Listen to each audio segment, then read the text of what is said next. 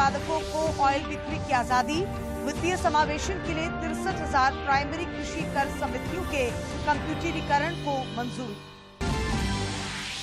मुख्यमंत्री हेमंत सोरेन आज से 2 दिवसीय संथाल के दौरे पर। साहिबगंज में डेयरी प्लांट का किया उद्घाटन, गोड्डा में परिसंपत्तियों का वितरण और कई विकास योजनाओं का किया शिलान्यास। चाईबासा में रांची और जमशेदपुर के बाद खुला राज्य का तीसरा कृत्रिम अंग प्रत्यारोपण केंद्र। गढ़वा में स्वच्छता की मिसाल कायम करने वाले 37 विद्यालयों को सम्मान। और बोकारो में दिन दहाड़े अपराधियों का तांडव। इंडियन बैंक से लुटेरों ने हथियार के दम पर 40 लाख रुपए लूटे। चतरा में एसीपी ने 10,000 रुपए घूस लेते मनरेगा जेई को किया गिरफ्तार।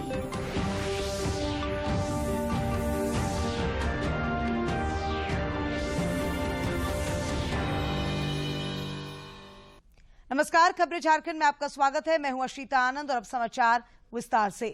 प्रधानमंत्री नरेंद्र मोदी की अध्यक्षता में आज केंद्रीय कैबिनेट की बैठक हुई। इस बैठक में कई अहम फैसले लिए गए। केंद्रीय मंत्री अनुराग ठाकुर ने कैबिनेट द्वारा लिए गए फैसलों के बारे में बताते हुए कहा कि घरेलू कच्चे तेल उत्पादकों को ऑयल बिक्री की आजादी दी गई है। उन्होंने कहा कि पहले देश में उत्पादित 99% कच्चा तेल सरकारी रिफाइनरीज को आवंटित होता था। अब कच्चे तेल के उत्पादक घरेलू बाजार में बेचने के लिए स्वतंत्र होंगे।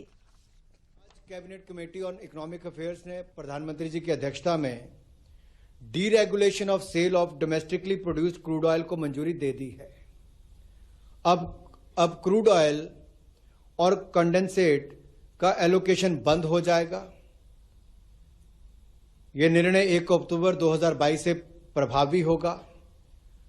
निर्णय के अंतर्गत एक्सप्लोरेशन एंड प्रोडक्शन ऑपरेटर्स जो कंपनीज हैं, निर्णय के अंतर्गत जो एक्सप्लोरेशन एंड प्रोडक्शन ऑपरेटर्स के प्रोडक्शन शेयरिंग कॉन्ट्रैक्ट्स के वो प्रावधान जिसके तहत सरकार या सरकार द्वारा नामित संस्था और सरकारी कंपनियों को ही क्रूड ऑयल बेचने की बाध्यता थी, वो समाप्त कर दी जाएगी। केंद्रीय कैबिनेट ने एक और अहम फैसले को मंजूरी देते हुए वित्तीय समावेशन के लिए 63,000 प्राइमरी कृषि कर समितियों के कंप्यूटरीकरण को मंजूरी दी है। इस बारे में बताते हुए केंद्रीय मंत्री अनुराग ठाकुर ने कहा कि 63,000 प्राइमरी एग्रीकल्चरल क्रेडिट सोसाइटीज को कंप्यूटरीकृत किया जाएगा। पैक्स अभी भी इससे बाहर है और सहकारिता के क्षेत्र को बड़ी गंभीरता के साथ जिस तरह से माननीय प्रधानमंत्री मोदी जी की सरकार ने लिया है और जो निर्णय समय समय पर हो रहे हैं, जहां आज एक बड़ा निर्णय उस दिशा में किया गया है कि देश की 63,000 प्राइमरी एग्रीकल्चर क्रेडिट सोसाइटीज को कंप्यूटरीकरण की यानी कि कंप्यूटराइजेशन की मंजूरी दे दी गई है, जिसका उद्देश्य पैक्स की दक्षता बढ़ाना। वस्तु एवं सेवा कर जीएसटी परिषद की 2 दिवसीय बैठक का आज समापन हो गया। बैठक के बाद इसकी जानकारी देते हुए केंद्रीय वित्त मंत्री निर्मला सीतारमण ने कहा कि इस दौरान 4 मंत्री समूह की अंतरिम रिपोर्ट पर चर्चा हुई। This is the regular meeting and that is one of the reasons why, because there were so many things that we had done in between, we had scheduled it for 2 days.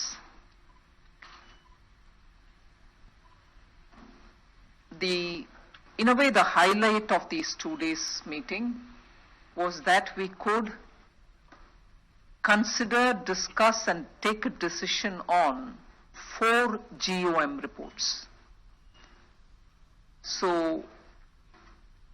I've been watching very keenly the media reportage before today.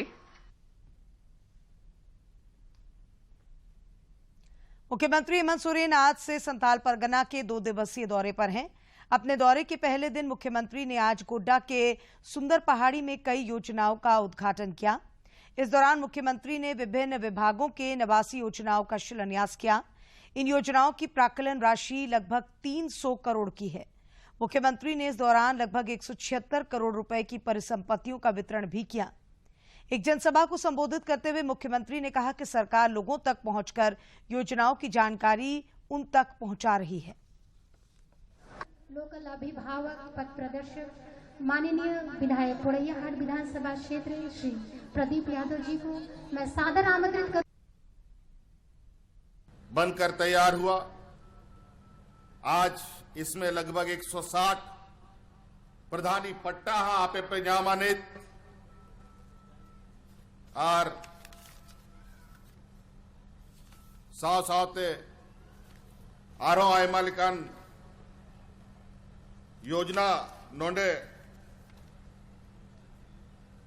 One पट्टाओं लगभग 1329 one पट्टा हो पेंजामा नोंडे लगभग आज 170 व्यक्तियों को अनुकंपा पर नियुक्ति मिलने जा रही है और कई ऐसा मनरेगा में से जो पशु शेड है वो भी कई एक लोगों को मिलना है, आवास है, कई ऐसी चीजें। इसलिए मुझे लगता है कि आप सब लोग आज इस योजनाओं का लाभ लें। मुख्यमंत्री ने अपने संथाल दौरे के क्रम में आज साहिबगंज में मेधा डेयरी प्लांट का भी उद्घाटन किया। इस मौके पर ग्रामीण विकास मंत्री आलमगीर आलम और कृषि मंत्री बादल भी मौजूद थे। मुख्यमंत्री अपने दौरे के दूसरे दिन कल भोगनाडीह में हुल दिवस पर आयोजित कार्यक्रम में शामिल होंगे।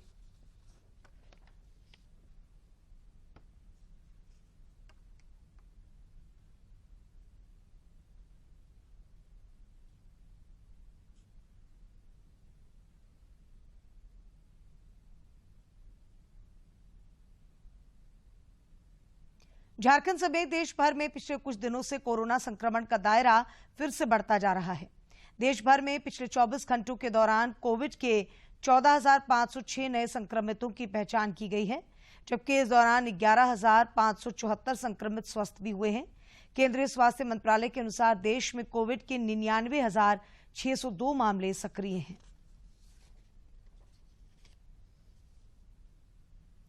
इधर झारखंड में पिछले 24 घंटों के दौरान 53 नए संक्रमितों की पुष्टि हुई, जबकि 31 कोरोना वीरों ने इस बीमारी को हराकर जिंदगी की जंग जीती है। राज्य में फिलहाल कोरोना के 279 सक्रिय मामले शेष हैं, जबकि रिकवरी रेट 98.71% है। कोरोना के खिलाफ जारी जंग में टीकाकरण अभियान में देश ने एक और नया कीर्तिमान स्थापित किया है। केंद्रीय स्वास्थ्य मंत्रालय के अनुसार देश में अब तक 197 करोड़ 46 लाख से अधिक कोविड रोधी टीके लगाए जा चुके हैं।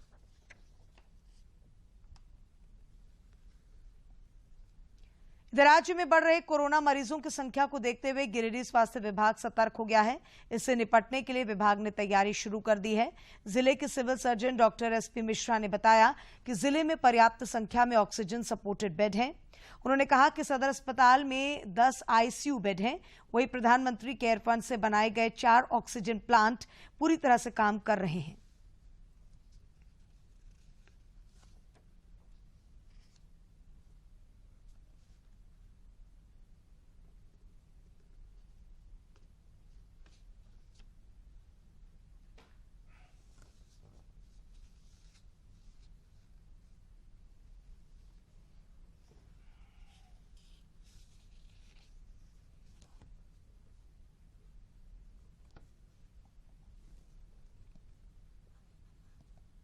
सभी जगह ऑक्सीजन पाइपलाइन लगे हुए हैं, ऑक्सीजन सपोर्टेड बेड में भी और पीएसए प्लांट के लिए भी, जो सभी फंक्शनिंग है।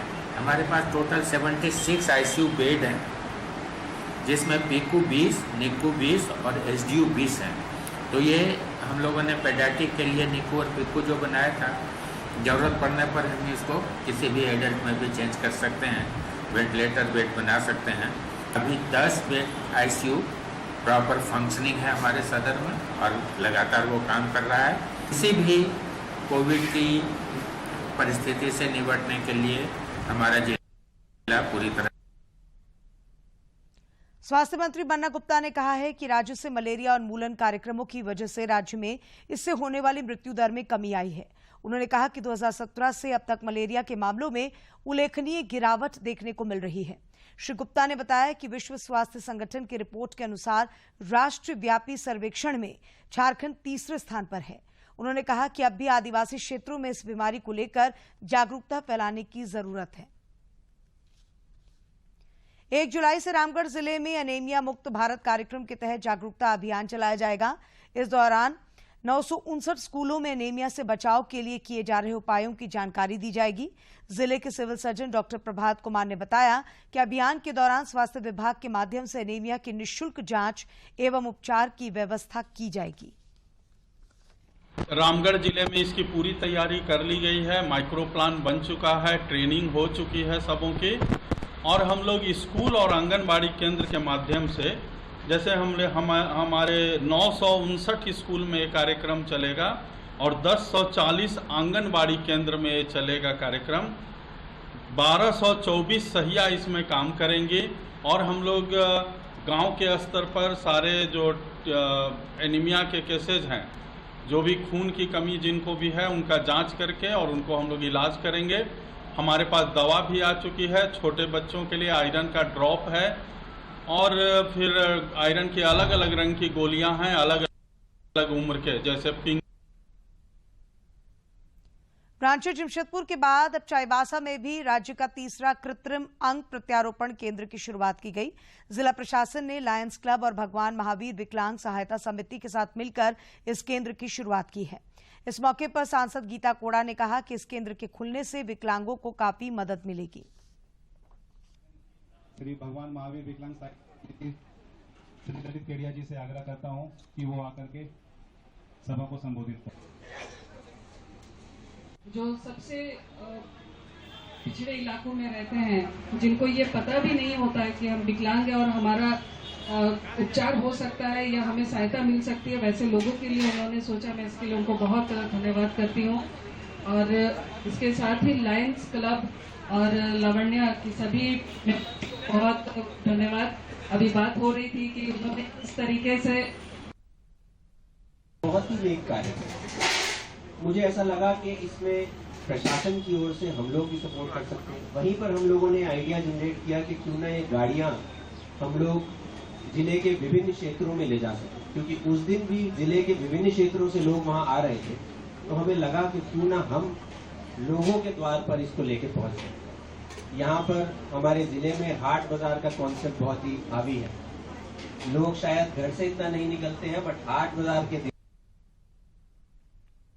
झारखंड विधानसभा के अध्यक्ष रविंद्रनाथ महतो ने आज देवघर बाबा मंदिर में विधि विधान के साथ पूजा अर्चना की। इस दौरान उन्होंने कहा कि श्रावणी मेले के दौरान श्रद्धालुओं को कोई दिक्कत न हो, इसके लिए हर संभव व्यवस्था की जा रही है।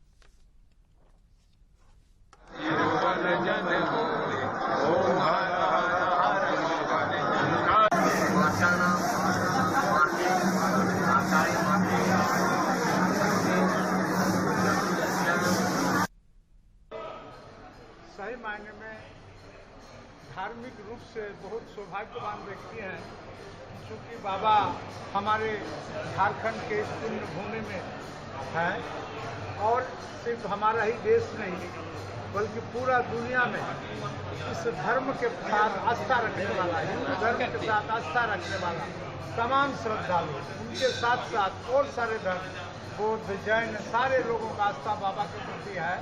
और हम लोगों का प्रयास रहेगा, हम लोगों का चेष्टा रहेगा, जैसे कि बाबा का यहाँ पूजा अर्चना करने में यहाँ के पुजारियों का कोई तकलीफ हो और पूजा। पेयजल एवं स्वच्छता मंत्री मिथिलेश ठाकुर ने आज गढ़वा में स्वच्छता की मिसाल कायम करने वाले 37 विद्यालयों को सम्मानित किया। इस दौरान 10वीं और 12वीं की परीक्षा में उत्कृष्ट प्रदर्शन करने वाले छात्र छात्राओं और खेल के क्षेत्र में जिला और राज्य का नाम रोशन करने वाले खिलाड़ियों को भी सम्मानित किया गया। कार्यक्रम को संबोधित करते हुए श्री ठाकुर ने कहा कि सरकार सभी विद्यालयों को अपग्रेड कर प्राइवेट स्कूलों की तर्ज पर विकसित किया जाएगा। चयनित किए गए हैं उत्कृष्ट स्वच्छ विद्यालय के रूप में और उन्हें पुरस्कृत करने का ये कार्यक्रम था। और साथ ही साथ जो बच्चे हमारे राज्य के शिक्षा बोर्ड से, इंटर काउंसिल से के परीक्षा में जो शामिल हुए थे, उन बच्चों को पुरस्कृत करने का कार्यक्रम था। हमारे बच्चों को मिलेगा। साथ ही साथ विद्यालयों को अपग्रेड किया जा रहा है। हमारे राज्य में स्कूलों को कॉन्वेंट की तर्ज पर कन्वर्ट करने का काम हो रहा है। सभी राज्य के श्रम नियोजन मंत्री सत्यानंद भोक्ता ने आज रामगढ़ में 20 सूत्री कार्यक्रम क्रियान्वयन समिति और जिला योजना समिति की बैठक की। इस दौरान उन्होंने कहा कि झारखंड देश का पहला ऐसा राज्य होगा जहां पुरानी पेंशन व्यवस्था फिर से लागू की जाएगी।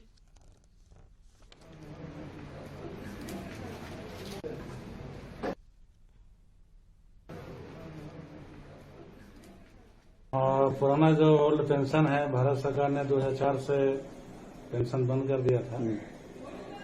और हमको लगता है कि हम जगह तो बात नहीं करते, लेकिन जहाँ देश का पहला झारखंड होगा और देश के युवा मुख्यमंत्री माननीय हेमंत सोरेन जी पूरा लगन और मेहनत से लगे हुए हैं। उनको कहना है कि ओल्ड पेंशन हम चालू करेंगे और बहुत जल्द इस राज्य में और खुशी की लहर, जिनको पेंशन सुन करके धड़कन पड़ता था कि पेंशन नहीं मिल रहा है, नौकरी करेंगे पेंशन नहीं होगा।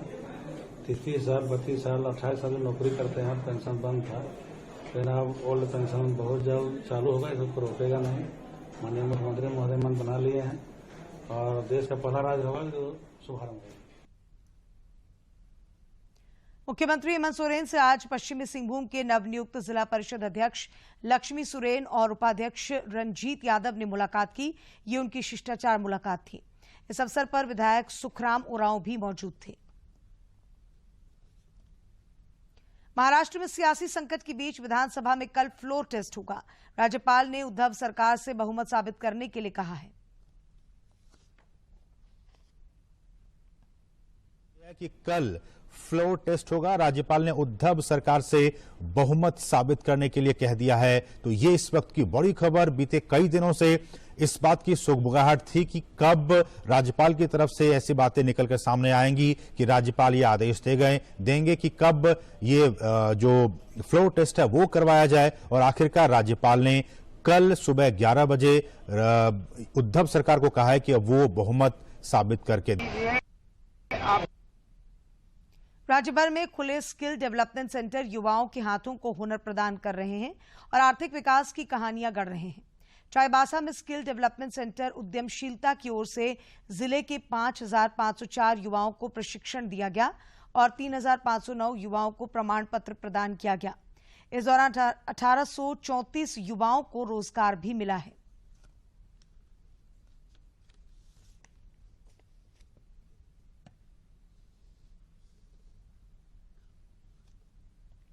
बोकारो के चास थाना क्षेत्र में आज लुटेरों ने दिन दहाड़े बैंक लूट की घटना को अंजाम दिया है। पुलिस अधीक्षक चंदन कुमार झा ने बताया कि 3 बाइक पर सवार हथियारों से लैस 6 अपराधियों ने इंडियन बैंक की गुरुद्वारा शाखा से 40 लाख रुपए लूट लिए। इस दौरान महिला कैशियर से उन्होंने मारपीट की और बैंक के गार्ड को घायल कर दिया। श्री झा ने बताया कि बैंक के सभी कर्मियों को अपराधियों ने बाथरूम में बंद कर दिया था।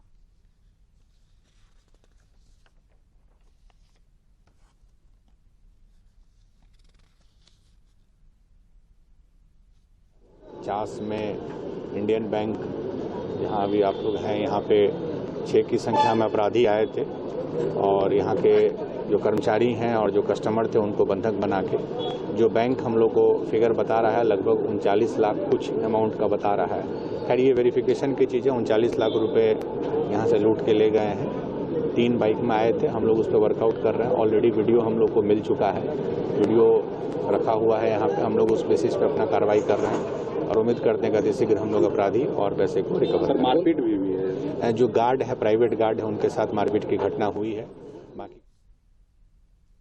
रामगढ़ के पतरातू थाना क्षेत्र में पुलिस ने एक चोर गिरोह का पर्दाफाश किया है। पुलिस ने 2 युवकों और एक महिला को गिरफ्तार किया है। इनके पास से 9 मोबाइल और लैपटॉप बरामद किए गए हैं। चतरा में भ्रष्टाचार के विरुद्ध एसीबी की टीम ने आज 10,000 रुपए घूस लेते हुए मनरेगा के जूनियर इंजीनियर निजामुद्दीन को गिरफ्तार किया। सिमरिया प्रखंड के सबानो पंचायत के गोबा काला गांव निवासी उर्मिला देवी ने इसकी शिकायत की थी। शिकायत में कहा गया था कि कूप निर्माण के दौरान उनसे 10,000 रुपए की मांग की गई थी।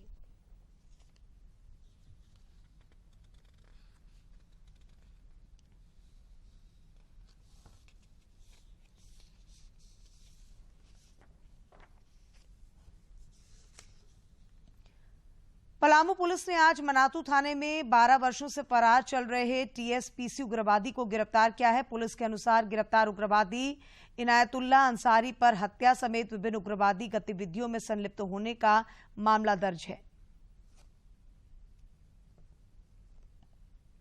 2 वर्ष बाद लगने वाले जगन्नाथ मेला की तैयारी जोर शोर से चल रही है। पिछले 2 वर्षों से कोरोना महामारी के कारण जगन्नाथपुर मेला नहीं लगा था, लेकिन इस बार इसकी अनुमति मिलने से लोगों में खासा उत्साह देखा जा रहा है।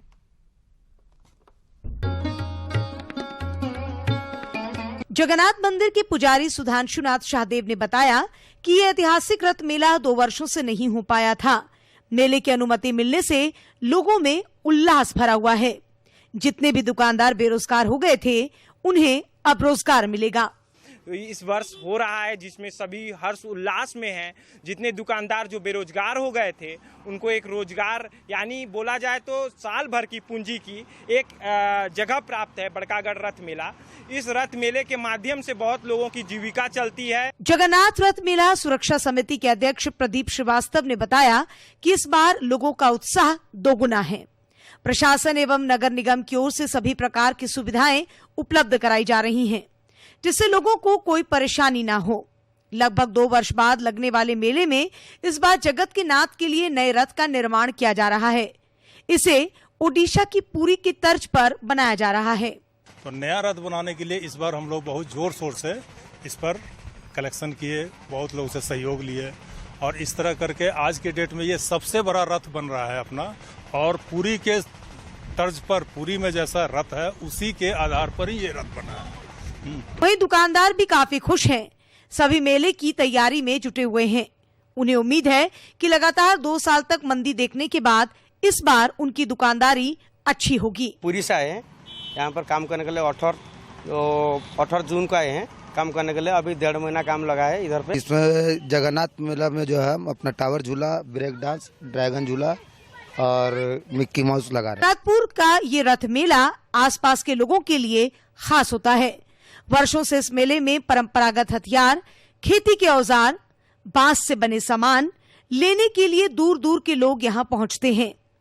ये मेला एक ओर जहाँ पुश्तैनी कारीगरों की आमदनी का बड़ा जरिया है, तो वहीं लुप्त होते खेलों, झूलों और संस्कृति को देखने समझने का एक साधन भी है। रांची से सरिता की रिपोर्ट। पश्चिमी सिंहभूम के चाईबासा के छीकपानी में आज कौशल प्रशिक्षण केंद्र का उद्घाटन किया गया। एसीसी ने सामाजिक दायित्व के तहत इस केंद्र की शुरुआत की है। जिले के उपायुक्त अनन्य मित्तल ने इसका उद्घाटन करते हुए कहा कि इस केंद्र से युवाओं को प्रशिक्षण दिया जाएगा, जिससे वे विभिन्न क्षेत्रों में रोजगार प्राप्त कर सकेंगे।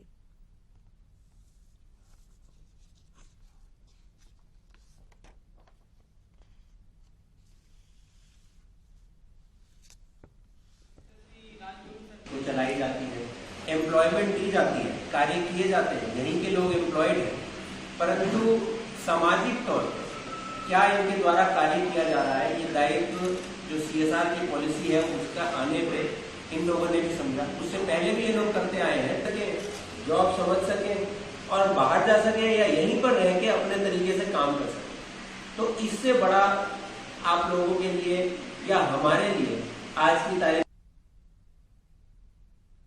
चाईबासा स्थित जिला भाजपा कार्यालय में आज जनजातीय हो भाषा लिपि वारंगक्षिति को बनाने वाले गुरुकुल लोको बोद्रा की पुण्यतिथि पर उन्हें श्रद्धा सुमन अर्पित किए गए। इस अवसर पर पूर्व विधायक जवाहर बानरा ने कहा कि हो भाषा एक ऐसी भाषा है जिसके उच्चारण को देवनागरी या अन्य किसी लिपि में लिपिबद्ध करना कठिन है। उन्होंने कहा कि लोको बोद्रा ने ही इस भाषा को लिपिबद्ध किया था। विद्वान सब जैसा बोलते हैं कि ये जो लिपि है बहुत ही आधुनिक है और बहुत कुछ संस्कृत से मेल खाता है। जैसा बहुत सी भाषाएं, बहुत समृद्ध भाषाएं हैं, जैसे अंग्रेजी के जैसा ही है। हम लोग और रामगढ़ और आसपास के क्षेत्रों में झमाझम बारिश के बाद किसानों के चेहरे खिल उठे हैं। कृषि वैज्ञानिकों ने किसानों को सामुदायिक नर्सरी के साथ तिल, मक्का और उड़द की खेती करने का सुझाव दिया है, ताकि वे इस मौसम में अतिरिक्त मुनाफा कमा सकें। में वैसे तो 19 जून को ही मानसून प्रवेश कर गया था, लेकिन अपेक्षाकृत कम बारिश हो रही थी।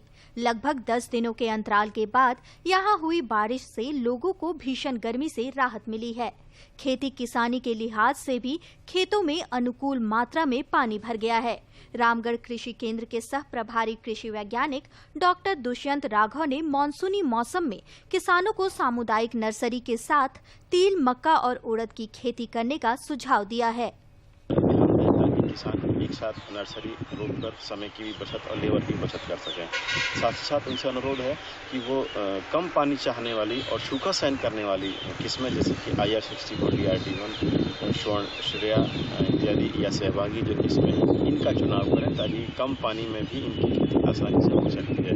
साथ ही साथ किसान भाई जो हमारी 2 नंबर की जमीन या 3 नंबर की जो जमीन है उसमें तिल की खेती, मक्का की खेती, उड़द की खेती पर विशेष रूप से ध्यान दें, क्योंकि इनका भी उत्पादन करके मुनाफा कमाया जा सकता है। रामगढ़ में मानसून की बौछारों का स्थानीय लोगों ने भी लुत्फ उठाया और मौसम के खुशगवार होने पर राहत की सांस ली।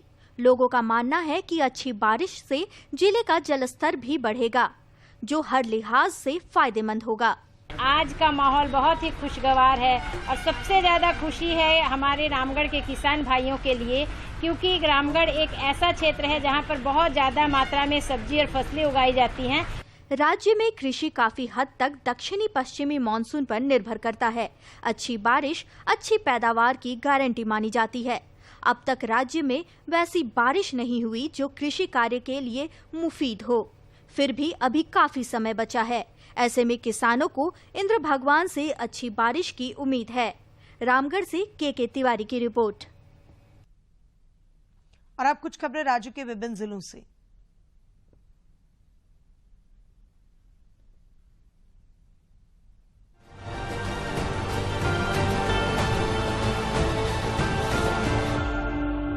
राज्य की गृह सचिव राजीव अरुण एक्का गवाह सुरक्षा मामले में झारखंड उच्च न्यायालय में हाजिर हुए। इस दौरान मुख्य न्यायाधीश डॉक्टर रवि रंजन ने बताया कि गवाह सुरक्षा योजना राज्य में लागू है। इस संबंध में अधिसूचना जारी कर दी गई है। इस दौरान सरकार की ओर से अपर महाधिवक्ता सचिन कुमार भी मौजूद थे। हजारीबाग शहर के बीच स्थित झील से एक युवक का शव बरामद किया गया है। युवक की पहचान कोर्रा थाना क्षेत्र के बाबू गांव निवासी 21 वर्षीय अभिषेक कुमार के रूप में हुई है। उसके पास से बैंक ऑफ बड़ौदा का ATM कार्ड, पैन कार्ड और आधार कार्ड बरामद किए गए हैं।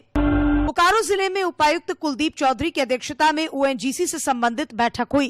बैठक में उपायुक्त ने संबंधित पदाधिकारियों को आवश्यक दिशा निर्देश दिए। इस दौरान अपर समाहर्ता सादात अनवर, जिला भू अर्जन पदाधिकारी जेम्स सुरीन, ONGC के पदाधिकारी सहित अन्य अधिकारी शामिल थे।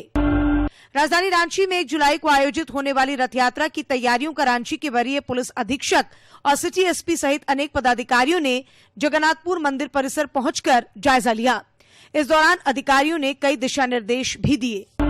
बोकारो जिले के अवर प्रादेशिक नियोजनालय कार्यालय परिसर में 1 दिवसीय भर्ती कैंप का आयोजन किया गया, जिसमें निजी क्षेत्र के झारखंड, बिहार, उड़ीसा एवं कोलकाता के विभिन्न प्रतिष्ठान शामिल हुए। ये जानकारी जिला नियोजनालय पदाधिकारी रामबारी ने दी है। झारखंड उच्च न्यायालय ने असिस्टेंट इंजीनियर नियुक्ति प्रक्रिया के इंटरव्यू में शामिल होने की मांग को लेकर दाखिल याचिका को खारिज कर दिया है।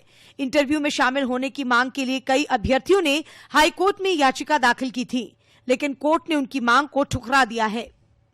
राज्य के कृषि मंत्री बादल पत्रलेख ने पाकुड़ परिसदन सभागार में कृषि, पशुपालन, मत्स्य एवं सहकारिता विभाग के संबंधित पदाधिकारियों के साथ समीक्षा बैठक की।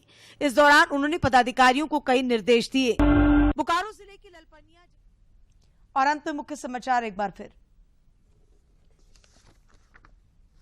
केंद्रीय कैबिनेट का फैसला, घरेलू कच्चे तेल उत्पादकों को ऑयल बिक्री की आजादी। वित्तीय समावेशन के लिए 63,000 प्राइमरी कृषि कर समितियों के कंप्यूटरीकरण को मंजूरी।